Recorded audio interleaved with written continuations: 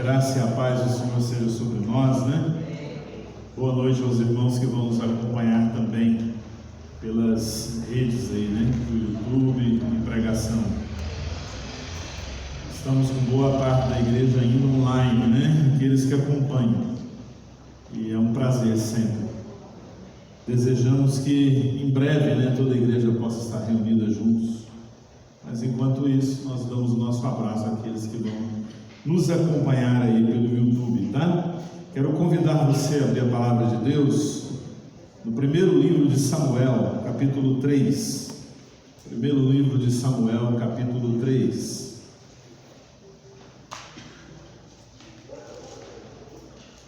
É uma história bem conhecida na Bíblia. Eu quero ler apenas o versículo 15. Samuel 3, 15, apenas a parte A do versículo. Obrigado. Primeiro livro de Samuel, capítulo 3, versículo 15, parte A. Samuel ficou deitado até de manhã, e então abriu os portões ou as portas da casa do Senhor. Samuel ficou deitado até de manhã, e então abriu as portas da casa do Senhor. Oremos. Pai, obrigado pela tua presença, obrigado pelo teu amor no nosso meio, obrigado pelo momento de louvor tão gostoso, obrigado pelo dia que nos deste. Te adoramos e já intercedemos pela vida do Natanael, na dor que ele está passando hoje, pela perda do papai. Que a graça do Senhor seja sobre a vida dele, sobre a vida daqueles que sofrem, daqueles que guardam problemas dentro de si que nós muitas vezes nem sabemos, nem tomamos conhecimento, que na solidão sofrem angústias da alma e do corpo. Que a graça do Senhor possa vir sobre eles. Oramos sobre a vida da irmã Maria da Guia, que o Senhor possa conduzi-la na necessidade de cirurgia que ela tem, que o Senhor possa abrir caminhos e ministrar sobre a vida da nossa irmã. E agora, quando vamos refletir na tua palavra, que o Senhor nos dê direção, que o Senhor nos dê luz, em nome de Jesus. Amém. Aleluia. Os irmãos que ficarem em pé podem sentar. Queridos irmãos, o capítulo 3 do livro de Samuel traz uma história bastante conhecida, que é quando Deus se manifesta pela primeira vez a Samuel. Samuel é treinado desde pequeno, né, por Eli, deixado ali por sua mãe, e Deus está chamando, apenas para relembrar a história aí, e quando ele não conhecia a voz do Senhor, ele pensou que era Eli quem o estivesse chamando, e por 3 vezes ele foi até Eli, o seu tutor, e o seu tutor então o orientou para que quando ele pudesse ouvir a voz novamente que o chamasse, que ele pudesse então responder com aquela pergunta que nós bem sabemos, né? Fala, Senhor, porque o teu servo ouve. E aí Deus então se manifesta para ele, e após Deus se manifestar, Deus entrega um recado para ele, um recado que já havia anunciado antes por um profeta desconhecido no capítulo 2. Se você voltar à sua Bíblia, Deus já havia advertido a casa de Eli, o sacerdócio de Eli, por alguns pecados gravíssimos que estava acontecendo no sacerdócio do seu povo, né, no ministério sacerdotal. Então Samuel fica com medo de revelar a Eli a visão que ele tem, ou o recado que Deus dá a ele. Ele vai dormir, e aí o versículo 15 inicia dessa forma, dizendo que ele ficou deitado, ficou pensando sobre a visão, e que pela manhã ele levantou e abriu as portas do templo. Quando a gente vai estudar esse texto, em todo o livro de Samuel, capítulo 2, capítulo 7, capítulo 1, a gente tem menção sobre o santuário central, o tabernáculo, a casa da habitação, a tenda do encontro. E quando você vai caminhando pelo livro, a ideia que se tem é que havia um complexo maior, e nesse complexo maior situava-se o templo do Senhor com alguns quartos. Então, basicamente, a ideia é que no templo do Senhor, Samuel dormia dentro do templo, nas dependências. Eli morava ali e Samuel exercia o seu ministério próximo da arca do Senhor.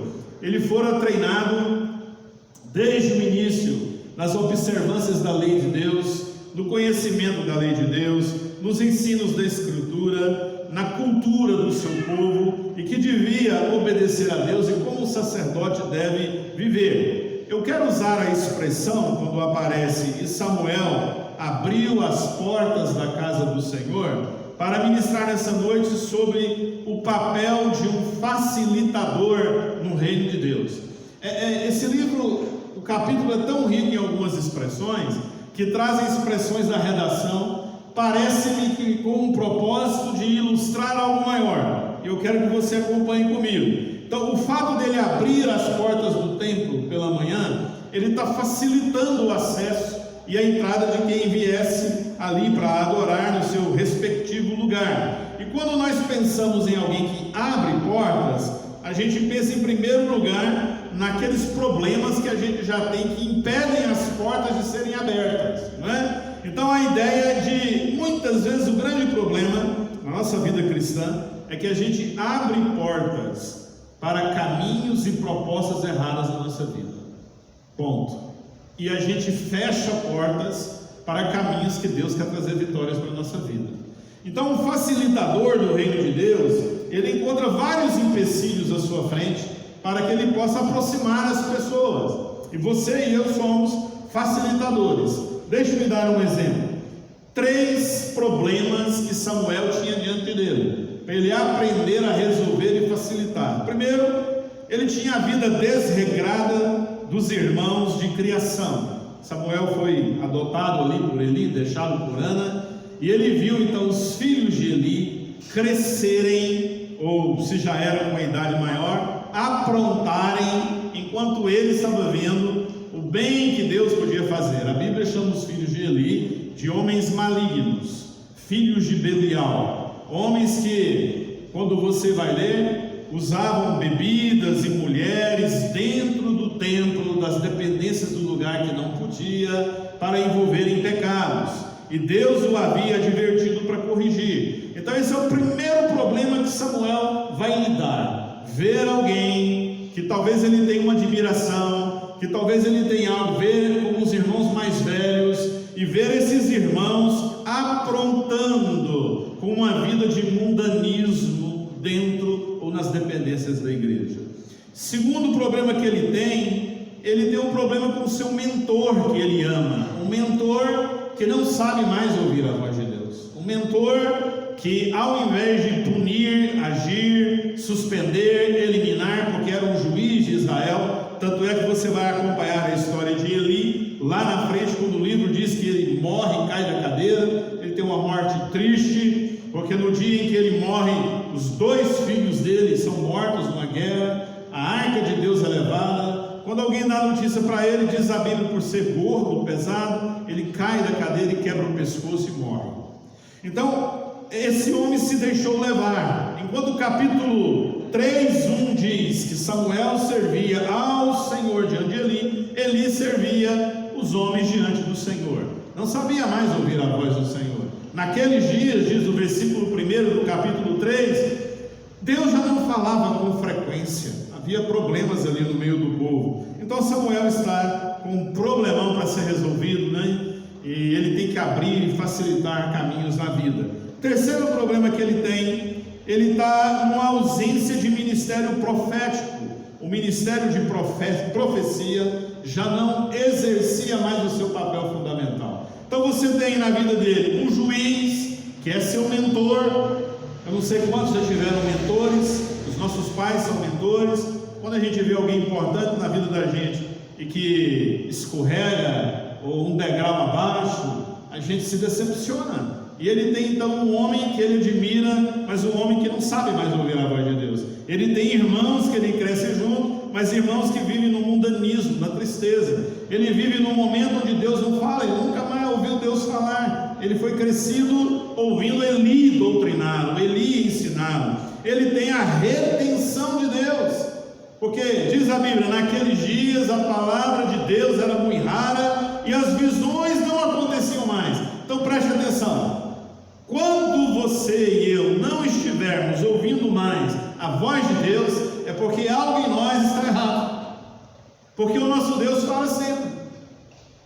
Deus fala sempre. Então, quando o povo dele não ouve, diante de pecados e mundanismos, Deus em certos momentos retém a sua voz e não entrega mais as profecias e não fala mais pelas Escrituras. Você já teve a sensação quando lê a Bíblia e você passa por momentos assim, você lê, e parece que nada fala com você? Se eu e você não estivermos ouvindo a voz de Deus, algo está errado na nossa vida. E Deus pode reter a sua revelação, reter o entendimento espiritual para a gente. Então, ele está nesse contraste. Os dias de Samuel, a gente poderia definir assim os dias de Eli. Ouve, Senhor, porque o teu servo fala. Ele não ouvia mais a voz de Deus, mas Samuel vem para fazer o contrário, né? Fala, Senhor, porque o teu servo ouve. Quais foram alguns caminhos que ele abriu? Deixa eu mostrar para os irmãos, para a gente tirar lições essa noite.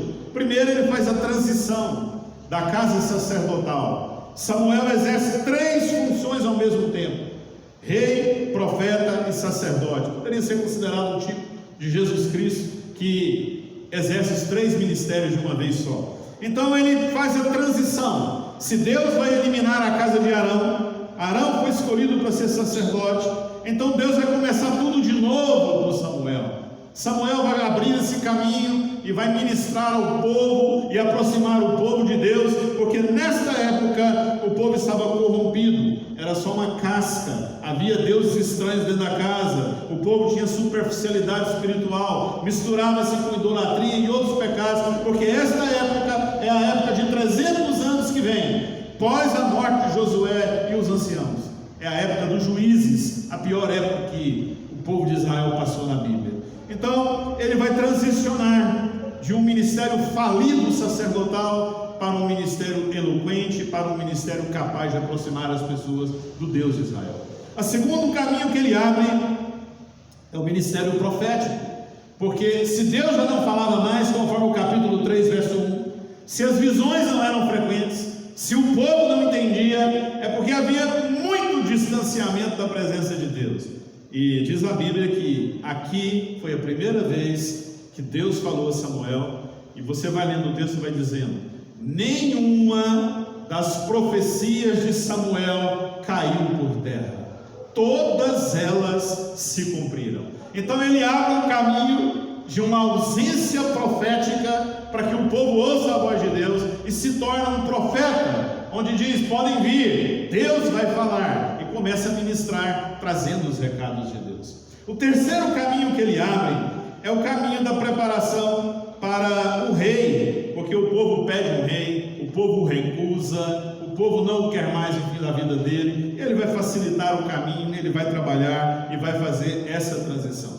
Quando eu olho para a vida de Samuel, preste atenção para você entender, eu vejo que Samuel é um presente pedido a Deus e dado por Deus a Ana. E aí eu fico pensando, por que Samuel precisava nascer? Precisava nascer para ser um facilitador. Samuel ocupava uma função de alguém que ia fazer transições no meio de um povo. É a mesma coisa que eu vejo os crentes hoje, gente de Deus.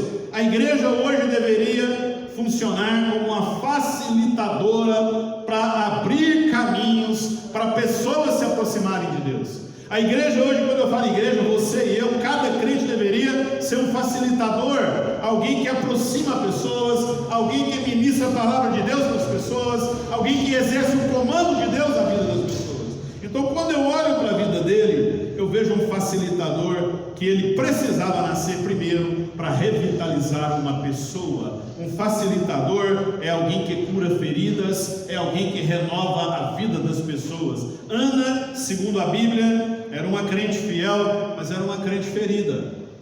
Ferida por quê? Você vai ler a história da mãe de Samuel, além de ter a sua rixa e as piadinhas e as brigas com a sua concorrente, que sempre judiava e a humilhava, Ana, naquele período, era considerada como alguém que recebeu uma maldição de Deus por não ter um filho. E ela orava, e ela implorava, e ela chorava, e Samuel veio como um presente de Deus para dar vida a Ana. E quando você vai ler o texto, ela teve outros filhos depois que entregou Samuel para Deus. Então Samuel veio, Deus o usou para alegrar uma mulher, e ela diz: eu entrego ele, meu voto é dar ele à casa do Senhor, ele pertence ao Senhor. Então ele precisava nascer para revitalizar pessoas. Alguém que é crente, alguém que é um facilitador, alguém que abre as portas da igreja, é alguém que revitaliza pessoas, que toca no coração de pessoas, que é capaz de ministrar a graça de Deus, que é capaz de ver feridas na vida das pessoas, mas ver possibilidade na vida de Deus começar a entrar nas pessoas. Um facilitador toca a alma das pessoas. Por que Samuel precisava nascer? Para revitalizar o povo. Conforme Juízes capítulo 21, 25 diz que naqueles tempos cada um fazia o que dava na sua cabeça. Quando cada um faz o que dá na sua cabeça, a gente só tem bagunça. Imagine cada um numa casa, num lar, marido, mulher e filhos, cada um fazendo o que dá na sua cabeça. Que lado que vai, que rumo que vai essa casa. Então Samuel precisava nascer para arrumar a casa, e um facilitador arruma a casa. Um facilitador é alguém que percebe o mundanismo que entra no coração das pessoas, o mundanismo que entra dentro da igreja, e ele é capaz de lutar para facilitar para que as pessoas aproximem de Deus. Ele é capaz de confrontar erros que se possam ter naquelas pessoas que clamam por Deus. Então Samuel era um facilitador de Deus, porque ele descomplicava, ele facilitava. O que dependia dele e no ministério dele para aproximar as pessoas de Deus, ele assim o fazia. Eu quero te convidar a prestar atenção no capítulo 3, versículo 3, há duas expressões que aparecem ali que para mim são pedagógicas e querem nos ensinar uma coisa. Quando diz assim que Samuel fica deitado até o amanhecer, diz assim que a luz, olha o que diz o versículo: a luz antes que a lâmpada de Deus se apagasse. Que lâmpada é essa? Era um candelabro que ficava, acendia direto, colocava fogo lá e cuidava para que o fogo não apagasse. Na madrugada ele ficava um pouquinho mais lento, né? Mas o dever de Samuel era não deixar que a luz apagasse. Isso era um dever que foi ensinado. Mas quando você vai para Eli no versículo 2, olha o que diz o texto: certo dia o sacerdote Eli, aí o que diz mais? Cujos olhos já começaram a escurecer-se. Olha as expressões. Um que serve os outros diante do Senhor já está escurecendo os olhos, já não está tendo visão de Deus. O outro que está aprendendo a servir ao Senhor diante das pessoas, a luz não se apaga. Então a ideia que se tem é que um facilitador é alguém que tem luz na sua alma, é alguém que tem luz na sua vida. Eu queria te perguntar, como crente, você tem luz na sua vida? A luz de Deus brilha na sua alma? Você é capaz de iluminar, mostrar caminhos? Através de você, a palavra de Deus chega na escuridão do outro que você encontra. A luz de Samuel continuava acesa, porque ele era um facilitador, ele descomplicava, ele abençoava as pessoas. E aí eu quero, de uma forma rápida, concluir entregando 3 recados, 3 atitudes que um facilitador de Deus tem. Se você é um facilitador, se você abre as portas da igreja para as pessoas chegarem, você não é o zelador da igreja, mas você, como membro da igreja, preste atenção nisso que eu vou te dizer. Você é um espelho da presença de Deus. Se você encontrar com uma pessoa que não tem Jesus, através de você essa pessoa aproxima ou sai fora. Através de você a pessoa é impactada ou a pessoa fica envergonhada. Cada um de nós, com as nossas atitudes e a nossa luz que tem dentro da gente, abre caminhos para outros chegarem e aproximar. Você tem que abrir caminho para as pessoas chegarem na igreja. Seus amigos na faculdade, na escola, no trabalho, tem que olhar para você, tem que olhar para mim, e eles têm que ver que a gente tem luz, que a gente descomplica, que a gente facilita, que a gente serve o Senhor, que a gente influencia. Então nós vamos ter que tomar uma decisão na nossa vida: se a gente vai impressionar ou se a gente vai influenciar. Que decisão você vai tomar? Você tem luz? Não, eu com a minha vida vou influenciar, e eu com a minha vida vou ser um facilitador, vou abrir os caminhos para quem quer através de mim passar, para chegar diante de Deus. Então são 3 atitudes que um facilitador tem. Primeiro, um facilitador ama as pessoas. Nós precisamos aprender a amar as pessoas. Estava conversando com a Zenaide no carro, antes de a gente vir para cá. Eu tenho observado a igreja nesses últimos anos, o povo de Deus, a igreja. Eu creio, quero deixar bem claro, eu creio em conversões. Misericórdia, amém? Amém. Você crê em conversão? Amém. Eu creio que Deus transforma a vida de pessoas.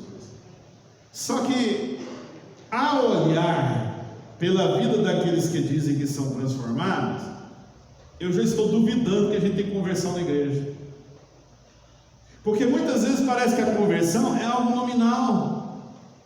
É como se mudar de um credo, mudar de uma igreja e entrar na outra, mas não muda-se a vida. Tem 2 coisas erradas. Ou o evangelho que a gente está pregando está errado, porque o evangelho é uma mensagem transformadora, ou quem está entendendo o evangelho está entendendo de forma errada. A gente está tendo conversões na igreja de pessoas que não mudam suas vidas, que é difícil segurar ele na igreja, para que ele não erre. A conversão, o evangelho, a luz de Deus que não se apaga, entra na nossa alma para mudar a nossa vida, para transformar a nossa vida, para transformar o nosso caráter, para transformar os nossos pensamentos, para transformar o estilo de vida que a gente tem. E aí sim eu vou poder abrir caminhos, e aí sim as pessoas vão poder olhar para mim e mudar. Então o facilitador, ele ama, porque ele cria um clima de aceitação. O facilitador não olha para o pecado das pessoas, ele olha para o pecador com a sua necessidade de receber um abraço de Deus, um carinho de Deus. Você, como crente que tem luz na sua vida, que ouve a voz de Deus, que descomplica as coisas, que arruma a casa, conforme Samuel diz, você ama as pessoas que estão perto de você? Você ama as pessoas que estão dentro da igreja com você? É possível criar um jeito de trabalhar com as pessoas e tentar ver atrás de sorrisos, muitas vezes, feridas escondidas, que precisam de ser trabalhadas, que precisam de ser curadas. Um facilitador é uma ponte de acesso das pessoas e Deus. A Bíblia diz, e não sou eu, lá na primeira carta de Pedro 2,9, qual dos irmãos lembram de cor e podem recitar comigo? Vós, porém, quem sabe? Sois raça eleita, sacerdócio real, nação santa. Então o que é que nós somos? Sacerdócio real. O que é que você é como crente? Sacerdote de Deus. O que é um sacerdote? Um facilitador de Deus. O que é um facilitador? Alguém que arruma a casa, alguém que descomplica, alguém que abre as portas do reino de Deus para onde passar, alguém que tem luz, alguém que ama as pessoas, que cria um clima de aceitação. Você faz isso na sua vida? Se depender de você que está aqui hoje me ouvindo, o seu amigo lá fora, os seus parentes lá fora, aproximam de Deus? Tem caminho aberto para entrar e chegar até Deus? As suas atitudes fazem isso, são luz para os outros. A segunda atitude de Samuel, ele ia ao encontro das necessidades das pessoas. Quando você vai ler o capítulo 7 de Samuel, diz que todo ano ele percorria as cidades, e diz o nome, de Betel, Gigal, e ele ia para julgar as necessidades das pessoas. Ele não esperava as pessoas vir até ele, como Eli ficava no portão do templo ou da cidade, que geralmente o juiz naquela época assentava-se no portão da cidade para julgar as questões. Samuel não esperava, Samuel ia ao encontro das pessoas nas suas necessidades. A melhor maneira de se encontrar uma ferida ou as chaves do coração de uma pessoa é ir na necessidade que essa pessoa tem. Como sacerdote de Deus, como alguém que tem luz na sua vida, você consegue perceber as necessidades espirituais de alguém que está do seu lado? Quando você anda com alguém, você é capaz de perceber se essa pessoa está precisando de luz, de ajuda, de palavra de confronto, de palavra de transformação. Um sacerdote faz isso. O sacerdote, ele alcança as pessoas pelas necessidades das pessoas. Terceira missão ou atitude de Samuel, ele ensinava as pessoas. A gente tem registro na história de Israel que foi Samuel quem fundou a escola dos profetas. A gente vai ler lá. É ele que dava aula, é ele que fazia 3 coisas: ensinava os profetas, as pessoas que queriam ser profetas ou que sentiam o chamado de Deus. Ele ensinava as pessoas a reconduzir o povo de Deus. Ele ensinava as pessoas a ter piedade, ter amor por Deus. Ele ensinava as pessoas a ter zelo por Deus. Ele ensinava. A sua vida como crente, você ensina? Ou a gente está dizendo assim: eu não sei ensinar ninguém? Será que nós não sabemos ensinar ninguém? Aliás, pelo nosso exemplo e nosso comportamento, a gente já está ensinando, ou para o bem ou para o mal. Nós estamos ensinando. Então ele tem essas 3 atitudes, e quando eu olho para Jesus, eu vejo as 3 coisas. Preste atenção: Jesus sempre ia de acordo com a necessidade das pessoas. Toda palavra que Jesus dava, toda pessoa que ele encontrava, ele começava a ministrar pela necessidade da pessoa. Pode olhar os seus milagres. Ele passa a ter uma árvore, necessidade de atenção, de salvação, de mudança de significado de vida, para uma pessoa que é materialista, aprender a ver Deus. Ele diz: desce dessa árvore, vou para sua casa. Começa pela necessidade. Ele está andando, tem uma mulher no poço, procurando água num lugar, numa hora que não se tomava água. Uma mulher que tinha feridas, uma profunda autoimagem quebrada. Ele aproxima e diz: se você me der essa água, se você beber dela, vai ter sede de novo, mas se beber da água que eu te dou, nunca mais vai ter sede. Toda a ministração de Jesus é de acordo com a necessidade das pessoas. Jesus ensinava as pessoas, contava parábolas simples. E se tem uma coisa que ele fazia bem, ele amava as pessoas, porque Deus é amor. Os seres humanos condenam muito, os seres humanos julgam muito, os seres humanos enfatizam os erros muito, mas Jesus amava. Mas é tão interessante que o amor dele confrontava. Vá, não peques mais. Se você quer me seguir, vá, vende tudo que tem, dá aos pobres, reparte lá, vem, segue-me e eu vou te dar. Um facilitador é alguém que pratica essas necessidades, que pratica essas atitudes. Então, eu queria pedir a Deus essa noite, concluindo, que cada crente da igreja Shekinah, membro dessa igreja, que está congregando conosco, aprendesse a ser alguém que abre as portas da igreja para os outros entrarem, e não alguém que fecha as portas para os outros não entrarem. Agora, pegue essa expressão e trabalhe com as suas atitudes na vida. A sua atitude de vida, o seu linguajar, os lugares que você frequenta, o seu comportamento, a maneira que você expressa, as piadas que você conta, elas abrem as portas para as pessoas entrar para a igreja e aproximar de Deus, ou elas afastam as pessoas de Deus quando percebem que você é um cristão? Você é alguém que tem luz, ou que, a exemplo de Eli, já está escurecendo os olhos e perdendo a visão? Está tanto tempo dentro da igreja e já não sabe nem como é que Deus fala mais, nem discerne mais os recados de Deus, e já não consegue enxergar coisas na igreja de um mundo espiritual.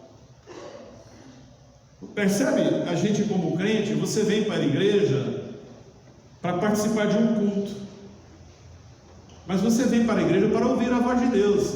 Misericórdia ou amém? Amém. E às vezes nós saímos da igreja e dizemos: não ouvimos a voz do Senhor. Por quê? Deus não falou? Ou eu não ouvi? Então, você como facilitador, você tem luz na sua vida? Você ouve? Você arruma a casa? Quando tem algo errado, você fala, não, nós precisamos consertar a casa. Precisamos resolver essas questões da nossa casa, da nossa vida. Já não fica adiando coisas que a gente tem que resolver. Precisamos, tem coisas na sua vida que precisam serem resolvidas. E resolvidas hoje, não é amanhã. E se você é um facilitador de Deus, Deus espera que você tome uma atitude para resolver o que precisa ser resolvido. Um facilitador é alguém que ama, que age, que ensina. Esse é meu desejo, que você se torne um facilitador de Deus. Que aonde você for, com quem você conversar, a função maior seja aproximar essa pessoa de Deus e aproximar Deus dessa pessoa. Isso é um facilitador, descomplicando a vida dos outros, né? Na época de Jesus, os fariseus complicavam. A pessoa queria seguir Jesus, tinha um monte de regras. Se você puder dar uma lida nos textos bíblicos com o olhar de um facilitador, você vai ver umas questões interessantes. Vou dar uma só para a gente terminar. Quando a gente está no livro de 2 Reis, você tem um homem de guerra muito importante, que a gente conta histórias sobre ele, que tem lepra. Qual o nome dele? Naamã. Naamã é um sírio, é um homem idólatra, mas que serve o seu rei. Naamã, quando é curado por Deus, Deus usa o profeta para quebrar o orgulho dele. Ele pede ao profeta autorização para levar um montão de terra de Israel, porque na época de Naamã entendia-se que cada país tinha o seu Deus nacional. Então na cabeça dele ele está dizendo, eu não posso ficar aqui em Israel, Israel é inimigo da gente, algumas coisas, e eu sou general do exército da Síria, mas eu quero levar um pedaço, um pouco dessa terra, para mim poder fazer um culto lá para esse Deus, na mentalidade dele. O profeta proibiu ou o profeta permitiu? Se fosse na igreja de hoje, a gente ia brigar por causa da terra. A gente ia sentar para dar uma catequese de ensino, para dizer, não importa a terra, Deus está em todo lugar. Mas o profeta queria facilitar a vida dele, era algo que não influía em nada. O profeta sabia que Deus é o Senhor da terra, de todas as nações. Leva essa terra, ok? Aí ele faz o segundo pedido. Qual o segundo pedido que ele faz? Eu queria te pedir algo, profeta, que quando eu estiver lá no meu Senhor, e o meu Senhor entrar na casa de Rimon, que é o Deus da Síria, e ele abaixar e curvar-se em honra, eu estarei fazendo um sinal só assim, apenas em respeito ao meu comandante, mas o meu coração e a minha adoração será ao Senhor. Se fosse hoje, o que a gente faria? O profeta simplesmente diz, vá em paz, porque sabia que aquele homem havia se convertido, e um convertido não se dobra no coração para ninguém. É lógico que a gente está no Velho Testamento, no Novo Testamento vai tendo progressões. Ninguém hoje vai se converter e dobrar diante de outros deuses, mas o que eu estou dizendo é que o profeta era um facilitador de Deus. Quando alguém chegar para você, abrir a alma e a vida e querer se aproximar de Deus, pare de ficar colocando regra 1, regra 2, regra 3, regra 4. A gente quer pegar alguém que se converte e colocar ele como crente da noite para o dia, enquanto nem a gente ainda aprendeu a ser. Vamos ser facilitadores. Se alguém quer Deus, abramos o caminho para chegar, abramos a porta da igreja para entrar, digamos a ele, olha minha vida, vem, eu te levo. Mas não vamos negociar o pecado, nós vamos amar o pecador, mas confrontar os seus pecados. Um facilitador é assim. A minha pergunta é, você é um facilitador de Deus? Faz tempo que eu não faço uma pergunta, mas fala aí, vira para quem está do seu lado e fala assim, você é um facilitador de Deus? As pessoas olham para você e chegam perto de Deus? Ou elas dizem assim, ah lá, a chata está chegando, ah lá, a mania de certo está chegando, só ela quer certo. Ou, dependendo do lugar, chega no lugar e você aqui. Ou elas sabem quem nós somos, o que pregamos, e sabem o caráter, a responsabilidade, a seriedade que a gente tem, porque a gente tem luz na alma. Amém. Você tem luz na alma? Glória a Deus. A luz não se apagava. Em Samuel havia uma esperança de dias melhores. O povo estava olhando, estava tudo falido. O povo via os filhos de Eli pecarem. O povo via Eli não fazer nada. O povo buscava deuses na sua casa. O povo não ouvia a voz de Deus. Mas em Samuel, olha o que diz o texto, capítulo 4, vai dizendo assim, versículo 1: a palavra de Samuel veio a todo Israel. Israel saiu à batalha, e aí vai dizendo, e vai seguindo, e lá na frente vai dizer, nenhuma das suas palavras caía por terra, e Deus continuou a se manifestar por meio de Israel, através da sua palavra a Samuel, ou por meio de Samuel a Israel. Eu queria que Deus manifestasse através de você. É tão difícil estar na igreja e lutar e fazer força para você ficar. É tão difícil ser pastor e ter que segurar você e tentar fazer de tudo para você não desviar. Até eu posso me desviar, posso cair, mas é tão bom olhar para alguém que está crescendo, que está trazendo os outros, que está abrindo caminhos, porque o mundo está cheio de propostas, mas nós precisamos saber quem nós somos. Nós somos facilitadores de Deus, nós descomplicamos, nós temos luz, nós abrimos portas, nós fazemos transições importantes, nós tocamos na necessidade das pessoas, nós ensinamos as pessoas, nós amamos as pessoas. Esse é o meu desejo, que a igreja Shekinah seja uma facilitadora de Deus nesse bairro, que as pessoas, quando entrarem aqui, tenham um desejo de conhecer Deus através da nossa vida. Aliás, quando elas entrarem aqui, que elas sintam o cheiro de Deus nesse lugar, porque se Deus está presente no lugar, Ele tem cheiro. Quando você usa o seu perfume, sua namorada, ou seus filhos, ou sua esposa, e ao contrário, o namorado percebe o perfume do outro, a gente sente o cheiro do outro. Deus tem cheiro, porque Deus é pessoa, Deus é Espírito, Deus é pessoa em Jesus. Onde Deus se encarna, onde Deus está, tem cheiro, cheiro de Deus. Quando você entra numa igreja, você percebe que essa igreja tem vida de Deus. Qual a diferença de uma igreja viva e uma igreja morta? É porque uma igreja viva tem cheiro de Deus, tem gosto de Deus, tem presença de Deus, tem vida de Deus, que flui dentro dela. E flui através de quem? Através de nós, que somos facilitadores de Deus. Então, aonde chegarmos, Deus chegou, ou não? O que é um embaixador de Jesus? Alguém que representa Jesus na terra. Onde você chega, Deus chega. Você é capaz de influenciar ao invés de impressionar? A gente está lutando para as pessoas não se corromperem, lutando para as pessoas não se perderem. Poxa, se você se converteu, chegou a hora de ser diferente.